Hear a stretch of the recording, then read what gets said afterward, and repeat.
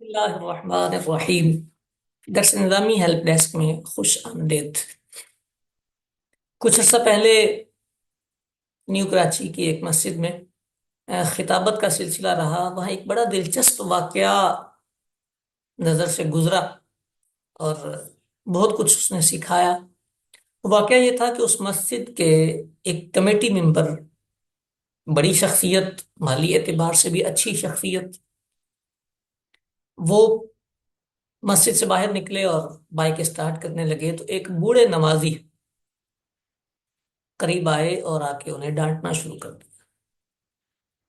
ایک بات، دو بات، ایون کہ وہ نمازی اتنے غصے میں آئے کہ انہوں نے مطلب گالیوں سے بھی نوازا۔ میری حیرت کی انتہا تھی کہ وہ شخص جو عہدہ بھی رکھتا ہے، مالی اعتبار سے بھی علاقے میں اتنا اثر رسوخ رکھتا ہے، اس نے ایک جملہ بھی ادا نہیں کیا اور سر جھکا کے وہ سنتا رہا۔ اور بس اس نے آگے سے بس اتنا ہی کہا کہ ٹھیک ہے، کرتے ہیں، ہو جائے گا، میں توجہ دیتا ہوں۔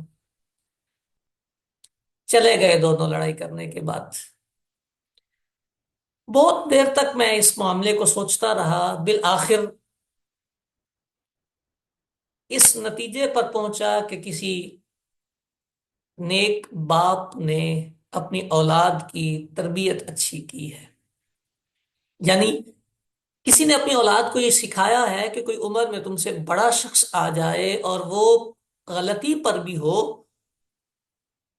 تو گالی کا جواب گالی سے نہیں دیتے، لہجے کو اچھا رکھتے ہیں، بے ادبی نہیں کرتے، بدتمیزی نہیں کرتے۔ اور یہ ایک ایسا میسج اور ایسا پیغام ہے کہ جو میں سمجھتا ہوں ہم میں سے ہر ذی شعور کو لینا بھی چاہیے اور آگے نسلوں تک منتقل بھی کرنا چاہیے۔ ہمیں ہمارے گھروں میں ہمارے اپنوں نے، ماں باپ نے ایک پیغام ہی سمجھایا تھا کہ جو عمر میں تم سے بڑا ہے، چھوٹا بھائی ہے تو بڑا بھائی ایک لیول بڑا ہے تو وہ بڑا بھائی باپ کے لیول پر آئے گا۔ یہ سادے سادے جملے تھے، بڑا بھائی باپ کے لیول پر آئے گا۔ گلی میں کھیلنے والے بچے جو تم سے عمر میں سال بڑا ہے تو اس کو بھائی جان بولنا ہے، آپ نے تو نہیں کہنا۔ اور اسلاف کی تربیتوں میں سے یہ تھا کہ تو تکار ختم کر دیا جائے، آپ جناب سے گفتگو ہو۔ لہجے کی نفاست یہ تربیت کا ظہور ہوتا ہے۔ لہجے میں جتنی خوبصورتی آئے گی، آپ اتنا کام اچھا کر سکیں گے اور آپ کی شخصیت اتنی پازیٹو نظر آئے گی۔ ہمارے ہاں خصوصاً تعلیمی رجحان میں، چاہے وہ دنیا کی تعلیم ہو یا دینی تعلیم ہو، تو رگڑا دینا، الجھنا، الجھانا اور مقابلہ کر کے جیتنا، اسی کو کمال سمجھنے کی وہ کوششیں ہیں۔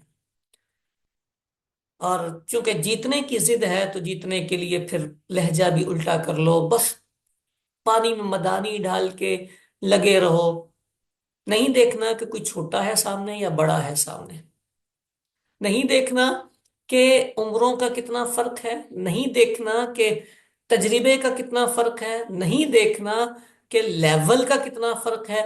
کسی بھی اعتبار سے کوئی بھی گریڈنگ نہیں ہے ہمارے ہاں معاشرے میں۔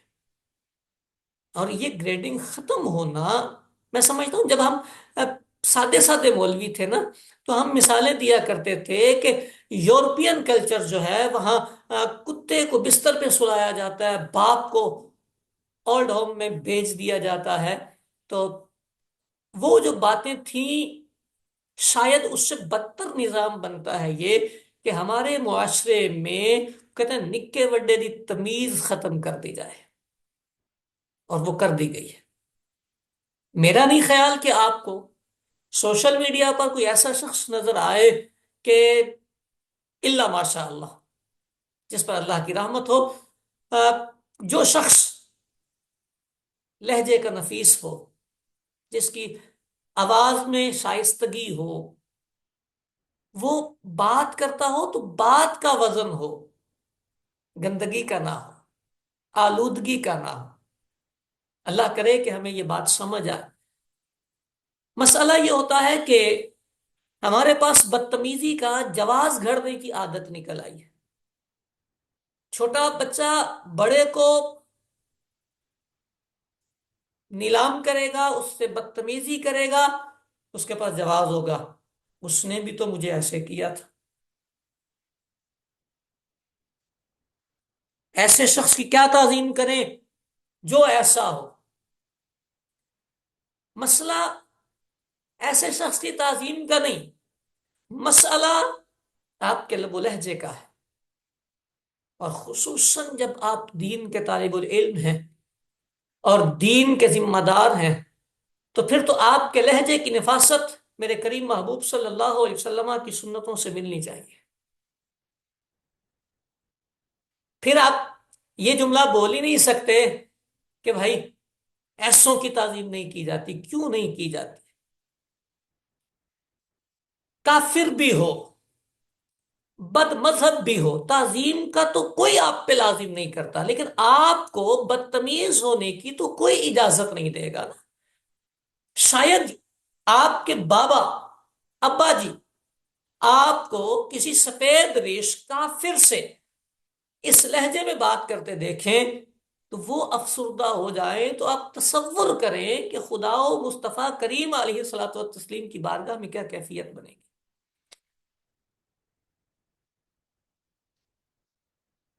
آپ بات کریں لیکن بات کا وزن پیدا کریں، آلودگی کا وزن ہٹا دیں، آلودگی کا وزن ہٹا دیں، آپ گالی کا وزن ہٹا دیں، آپ بدتمیزی کا وزن ہٹا دیں۔ آپ نے جو بات کہنی ہے علم کی روشنی میں دو چار لفظوں میں، سلیقے کے سلجھے ہوئے الفاظ میں کہیں۔ یعنی کسی کے چہرے پر داغ لگا ہے تو آپ اسے کہیں بوتھا وے ہاپڑا، اور آپ اسے کہیں پلیز آئینے میں اپنا چہرہ ایک دفعہ دیکھ لیں۔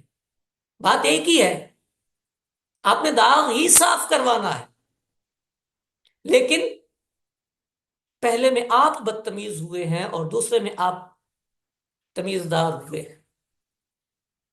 کسی کے کفر پر، کسی کی بدعقیدگی پر ہمیں خود گندا ہونے کی کیا ضرورت ہے؟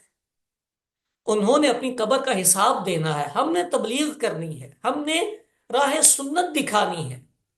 تو اگر ہم ان کی بدعقیدگی کے بعد، انہوں نے ان کا تو حساب اللہ جانے کہ کیا ہونا ہے قبر و حشر میں، ہم اپنے نامہ اعمال کو گندا اور آلودہ کرتے رہیں، بلکہ گندا اور آلودہ کیا، اپنے نامہ اعمال ہی نہیں، اپنے اسلاف کو، اپنے مسلک کو، اپنے بڑوں کو آلودہ ہی کرتے چلے جائیں، تو کہاں کی دانائی ہے، کہاں کی دانشوری ہے؟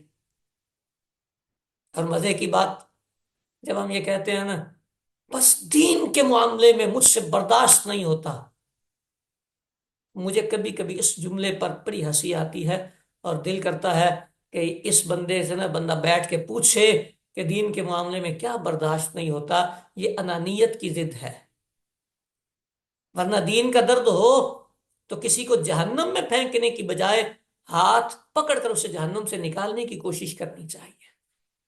بد عقیدہ شخص سے، غیر مسلم سے نفرت اپنی جگہ پر ہے، اپنی ذات کا تسلب عقیدے کا اپنی جگہ پر ہے، لیکن یہ کس نے اجازت دی ہے آپ کو کہ آپ اس بات کی تمنا کریں کہ وہ جہنم میں جائے؟ آپ کو کہیں اس بات میں درد کی کیفیت نہیں محسوس ہوتی کہ آپ اللہ تعالی کی مخلوق میں اس بات کے متلاشی ہیں کہ کسی طریقے ثابت ہو جائے کہ یہ جہنمی ہے؟ الیاذ باللہ۔ ہونا تو یہ چاہیے کہ کسی کی برائی کا پتہ چلے تو اگر آپ دائی ہیں، مبلغ ہیں، اور آپ کو دین کا درد ہے، تو آپ کی کیفیت ایسی ہونی چاہیے کہ تہجد میں اٹھ کر رو رو کے اس کے لیے دعائیں مانگے کہ مولا ہدایت عطا فرما، یا اللہ اس کا دل پھیر دے، مولا اسے راہ حق عطا فرما۔ آپ دعا کریں، آپ کے لیے اللہ نے اجر رکھا ہے۔ اسے پتہ نہیں ہدایت ملے گی کہ نہیں ملے گی، لیکن آپ کے لیے اجر کے دروازے کھلتے چلے جائیں گے۔ اختلاف کریں، لاکھوں اختلاف کریں، ان اختلاف میں بھی شائستگی رکھیں۔ مجھے پچھلے دنوں میں نے ایک کلپ ریکارڈ کیا تو مجھے بہت سارے لوگوں نے کہا آپ نے آپ جناب سے کیسے بات کی ہے، تو میں نے انہیں سادے سے لفظوں میں کہا کہ مجھے سکھانے والوں نے سکھایا ہی یہی لہجہ ہے۔ مجھے سکھانے والوں نے سکھایا ہی یہی لہجہ ہے، میں اس لہجے سے باہر کیسے نکل جاؤں؟ مجھے دوسرا لہجہ آتا ہی نہیں۔ میرے ماں باپ نے، میرے اساتذہ نے، میرے پیر و مرشد نے، میرے اکابر نے مجھے لہجہ ہی یہی دیا ہے۔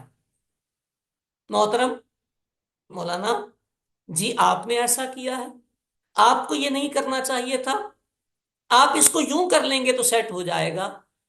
غلطی کی نشاندہی اپنی جگہ پر ہوتی ہے، لیکن اصلاح کی ذمہ داری ایک مبلغ اور داعی کی زیادہ ہوتی ہے۔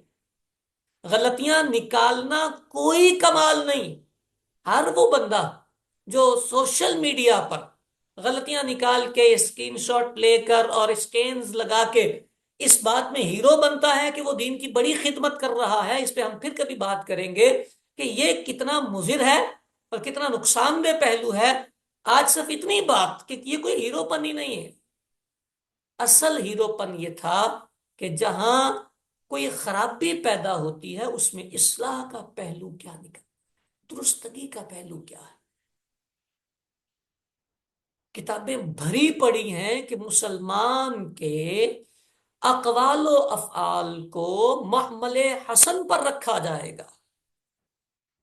ہم نہ جی، وارے ہی نہیں آتے۔ اللہ کرے کہ ہمیں یہ بات سمجھ آئے۔ زبان کی مٹھاس آپ کی نہیں، اگر آپ دیندار ہیں تو آپ کے دین کی پہچان بنتی ہے۔ آپ کی اس زبان سے آپ کے دین کو نفع اور نقصان پہنچتا ہے۔ لہجے میں نفاست پیدا کریں، لہجے میں ستھرا پن پیدا کریں۔ آپ کی تہذیب والی گفتگو آپ کی والدین کی تربیت، آپ کے اساتذہ کی تربیت کی دلالت ہوتی ہے۔ اللہ کرے کہ بات سمجھ آئے، بات میں وزن پیدا کریں، علم کا وزن پیدا کریں، دلیل کا وزن پیدا کریں۔ شور کا وزن نہیں ہوتا، شور سے لوگ تھک جاتے ہیں، سننا بند کر دیتے ہیں، اک جاتے ہیں، لیکن مانتا کوئی نہیں۔ اللہ کرے کہ ہم اپنی اصلاح کرنے والے بن جائیں۔ اللہ کریم ہم سب پر اپنا فضل فرمائے۔